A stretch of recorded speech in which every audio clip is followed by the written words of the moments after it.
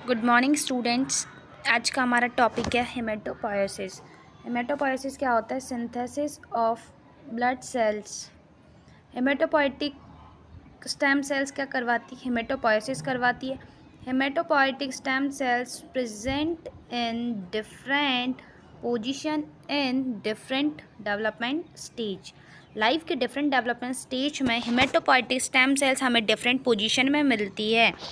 Embryo sac में ये मिलती है, यॉर्क सैक में, फीटस में मिलती है, स्प्लिन और लीवर में। Haematopoietic stem cells present in less concentration में हमें मिलती है। ये मिलती कितनी है? 1 मिलती है 15 स्ट्रोमल सेल्स के कंपैरिजन में। उसके बाद हेमेटोपोएटिक स्टेम सेल्स में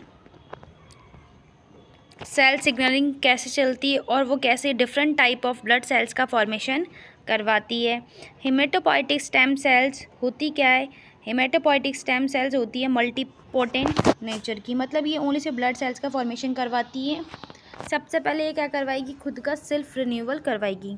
उसके बाद ये डिफ्रेंशिएट होगी दो डिफरेंट लीनिएज में। एक तो होता है माइलॉइड प्रोजेनिटर और दूसरा होता है लिम्फॉइड प्रोजेनिटर। अगर हेमेटोपोएटिक स्टेम सेल्स को इंटरल्यूकिन 6, SCF, FLT3L का सिग्नल मिलता है और इसके साथ ही गाटर 2 का सिग्नल मिलेगा तो ये बनाती है माइलॉइड प्रोजेनिटर। अगर हेमेटोपोएटिक स्टेम सेल्स को इंटरल्यूकिन 6, SCF, FLT3L के साथ इकैरोस और गाटा 2 का सिग्नल मिलता है तो ये बनाती है लिम्फॉइड प्रोजेनिटर। अब देखते हैं माइलॉइड प्रोजेनिटर में सिग्नलिंग कैसे काम करती है और वो किस तरह से डिफरेंट टाइप ऑफ सेल्स का फॉर्मेशन करती है। अगर माइलॉइड प्रोजेनिटर को FLT3L का सिग्नल मिलता है तो ये बनाती है डेंड्राइटिक सेल। ग्रेनुलोसाइट प्रोजेनिटर को अगर सिग्नल मिलता है MCSF का तो ये बनाती है मैक्रोफेज या मोनोसाइट।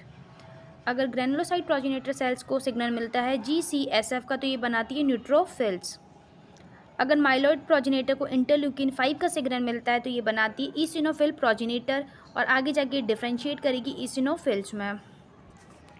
अब आगे देखते हैं, अगर बेसिनोफिल प्रोजेनिटर को सिग्नल मिलता है इंटरल्यूकिन 3 GMCSF इंटरल्यूकिन 6 का तो ये बनाती है बेसोफिल या मास्ट सेल्स। माइलॉइड प्रोजेनिटर को सिग्नल मिलता है थ्रोम्बोपोएटिन का तो ये बनाती है मेगा कैरियोसाइट प्रोजेनिटर और आगे जाके डिफरेंशिएट होगी प्लेटिलेट्स में। इरिथ्रोपोएटिन को सिग्नल मिलता है तो ये बनाती है इरिथ्रॉइड प्रोजेनिटर और आगे जाके बनाएगी RBCs। अब देखते हैं लिम्फॉइड प्रोजेनिटर से कौन से टाइप की सेल्स फॉर्मेशन होती है। ये बनाती है natural killer sales, dendritic cells. कौन सी सिग्नलिंग काम करेगी? FLT3L की।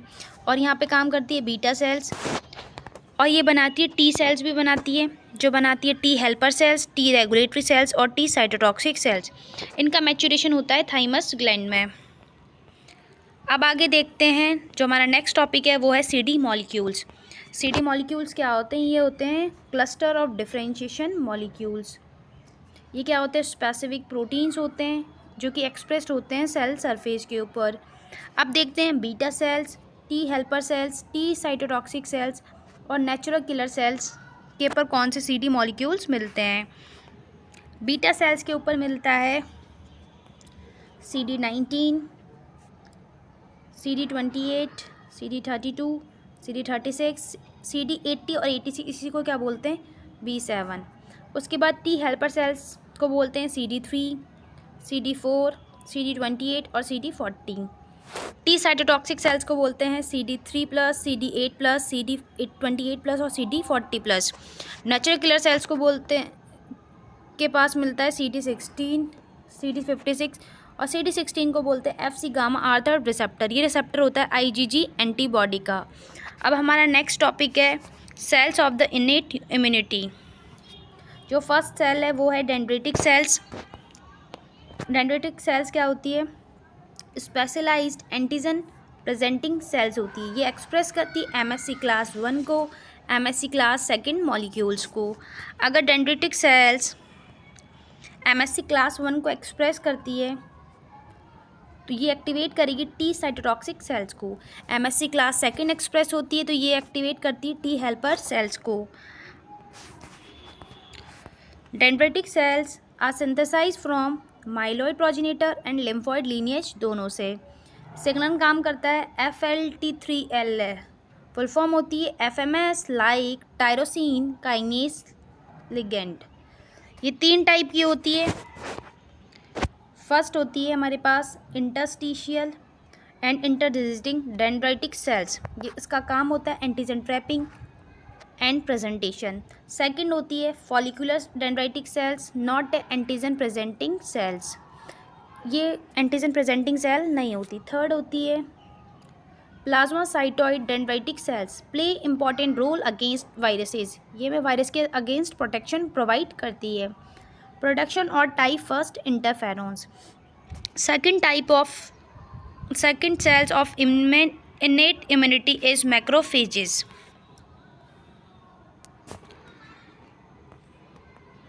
मैक्रोफेजेस को ब्लड में बोलते हैं मोनोसाइट्स, ये अनडिफरेंशिएटेड सेल में मिलती है।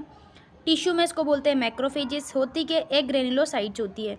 सिंथेसिस होता है माइलॉइड लीनिएज के थ्रू, सिग्नल काम करता है MCSF का, मोनोसाइट कॉलोनी स्टिमुलेटिंग फैक्टर। इसका मेजर रोल होता है फेजोसाइटोसिस में। ये क्या करती है, ingest and digest dead cells and unwanted cells. Unwanted cells क्या होती है, एपोप्टोटिक बॉडीज़ हो सकती है, डेड सेल्स हो सकती है, पल्स हो सकता है, पैथोजन हो सकता है। ये एक्सप्रेस करती है MSC क्लास सेकेंड मॉलिक्यूल्स को और प्रेजेंट करती है antigen to T helper cells. उसके बाद देखते हैं मैक्रोफेजेस, फेजोसाइटोसिस होता कैसे है, कैसे क्या होता है, ठीक है।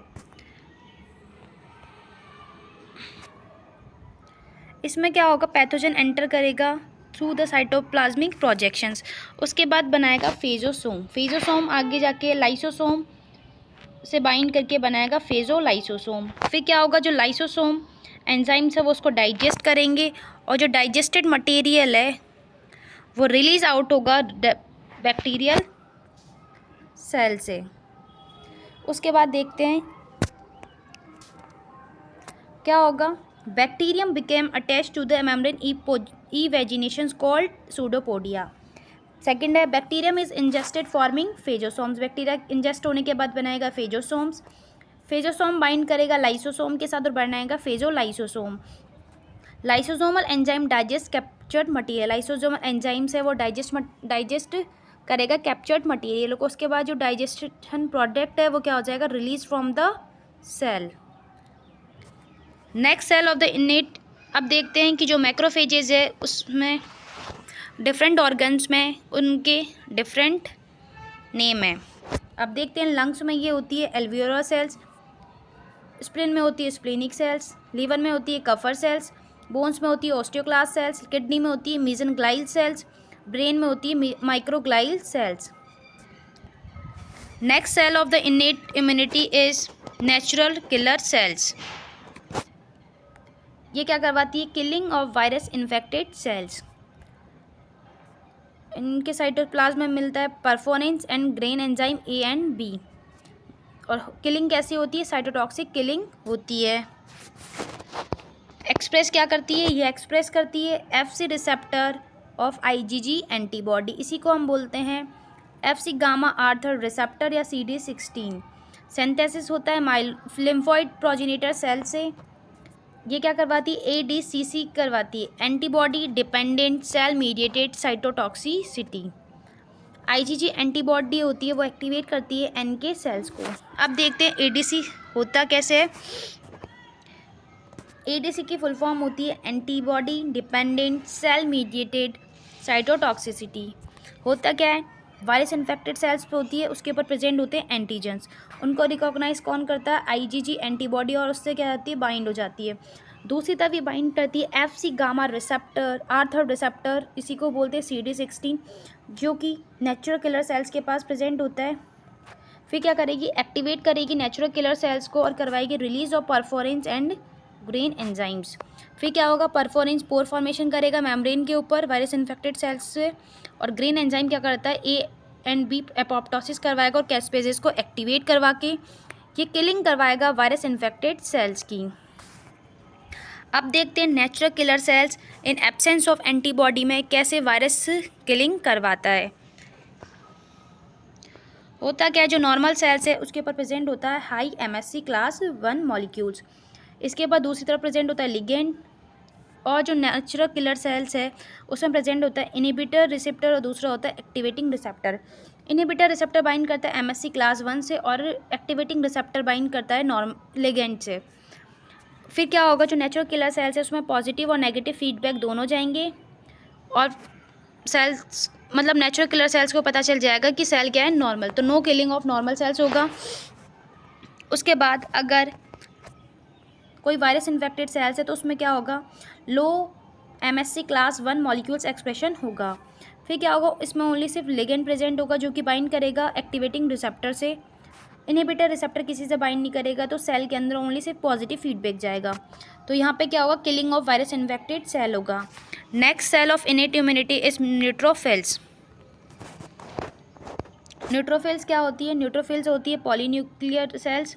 ग्रेन्युलोसाइट्स होती है, ग्रेन्यूल्स कंटेन लाइसोजाइम, कोलिजिनेज और इलास्टेज। मॉर्फोन्यूक्लियर का मतलब होता है कि इसमें मल्टीपल न्यूक्लियस प्रेजेंट होते हैं। अब देखते हैं, ये अबंडेंट होती है ब्लड में 40 to 60% मिलती है। इनका जो मेजर काम होता है वो होता है फेजोसाइटोसिस करवाना ब्लड में। ये 3 टाइप के इफेक्टिव रिस्पॉन्स जनरेट करती है। फर्स्ट होता है फेजोसाइटोसिस करवाना, दूसरा होता है ऑप्सोनाइजेशन, थर्ड होता है डाइपेडेसिस। अब देखते हैं न्यूट्रोफिल्स डाइपेडेसिस कैसे करवाता है। न्यूट्रोफिल डाइपेडेसिस का मतलब होता है infiltration of leukocyte to inflammatory site. अब होता क्या है, इन्फेक्शन वाली सेल्स में प्रेजेंट होते हैं एंडोथीलियल सेल्स। जो न्यूट्रोफिल्स होते हैं उसमें 2 टाइप के प्रोटीन्स मिलते हैं, selectin and integrin. Selectin receptor bind करेगा कार्बोहाइड्रेट से और इंटीग्रिन रिसेप्टर बाइंड करेगा आईकेम से, और फिर इनका इनफिल्ट्रेशन होगा इन्फ्लामेशन वाली जगह पे। अब देखते हैं न्यूट्रोफिल्स ऑप्सोनाइजेशन कैसे करवाता है। न्यूट्रोफिल्स ऑप्सोनाइजेशन का मतलब होता है induction of phagocytosis by the other cell. Opsonization क्या होता है, इंडक्शन ऑफ फेजोसाइटोसिस। ऑप्सोनिन्स क्या होते हैं, फेजोसाइटोसिस को इंड्यूस करते हैं। एग्जाम्पल्स हो गए आईजीजी एंटीबॉडी और C3b प्रोटीन्स। होगा क्या, पैथोजन को बाइंड करेगी आईजीजी एंटीबॉडी और वो जाके बाइंड करेगी एफ से रिसेप्टर जो कि न्यूट्रोफिल्स पे प्रेजेंट है, और फिर दूसरी तरफ जो C3b प्रोटीन्स का डिकम्पोजिशन हो जाएगा बैक्टीरियल सरफेस पे, और ये जाके बाइंड करेगी C3b रिसेप्टर से, और क्या करवाएगी, फेजोसाइटोसिस ऑफ पैथोजन करवाएगी। अब देखते हैं इसिनोफिल्स। इसिनोफिल्स क्या होती है, 4 to 5% मिलती है, एसिडिक होती है, मेजर रोल होता है अगेंस्ट पैरासिटिक इन्फेक्शंस।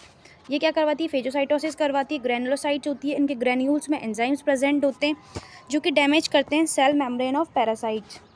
सिंथेसिस होता है माइलोइड लीनिएज के थ्रू।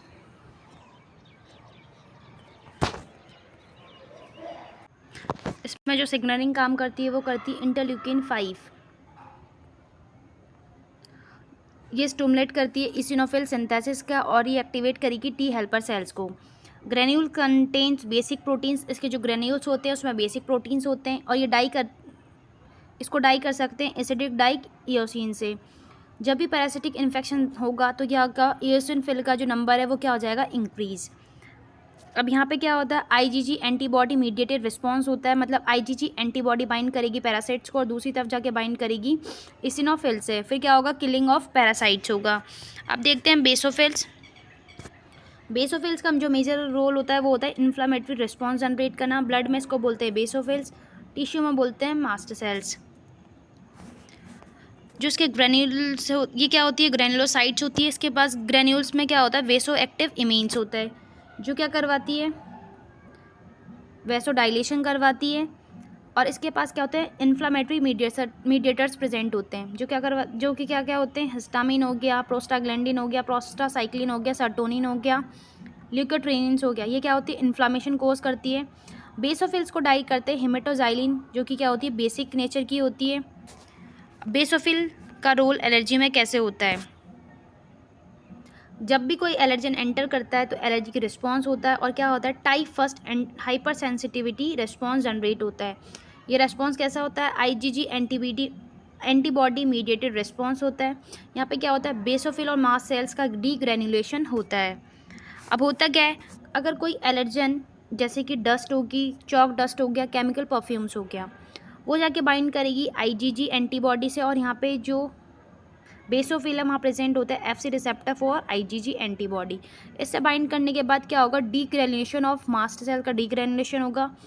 फिर उसके बाद क्या होगा, release of mediator, inflammatory mediators, जो क्या हो सकते हैं, हिस्टामिन हो गया, ल्यूकोट्रीन्स हो गया, प्रोस्टाग्लैंडिन, प्रोस्टासाइक्लिन और सर्टोनिन। फिर उसके बाद क्या होगा, type first hyper sensitivity response generate होगा और आईजीजी मीडिएटेड रिस्पॉन्स जनरेट होगा। Thank you guys for watching this video. Like, share and comment.